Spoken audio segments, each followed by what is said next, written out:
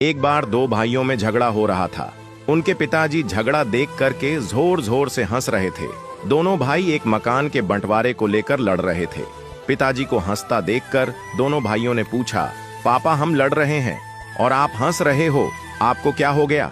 पिता ने कहा, बेटा तुम इसके चक्कर में पड़े हो। तुम दोनों कल मेरे साथ चलो, मैं तुम्हें अनमोल खजाना दिखाऊंगा। अगले दिन तीनों एक बस से यात्रा पर निकले। बस में सिर्फ 2 सीटें खाली थीं। पिता की बगल में पहले एक बेटा बैठा, दूसरा भाई कुछ देर खड़ा रहा। कुछ घंटे बाद वे गांव में पहुंचे तो पिताजी उनको पुरानी हवेली पर लेकर गए।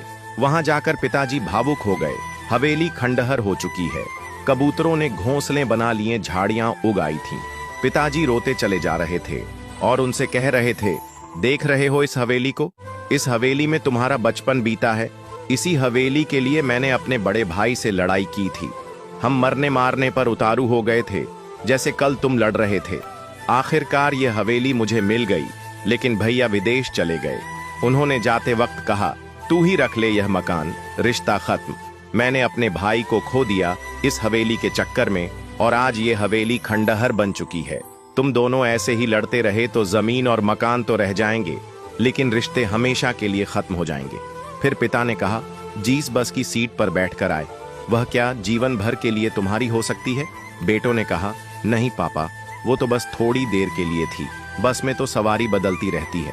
पिताजी ने कहा, बस यही जिंदगी है, सवारी बदलती रहेंगी। जो चीज थोड़ी देर के लिए मिली है उसके लिए झगड़ना बंद करो। खुश रहिए, मोहब्बत से रहिए। भौतिक चीजों के पीछे नहीं, भावनाओं के पीछे दौड़ो, क्योंकि रिश्ते ही सबसे बड़ा खजाना है। बात से सहमत है तो यस जरूर लिखे और इसी तरह की कहानियों के लिए हमारे पेज के साथ जरूर जुड़े।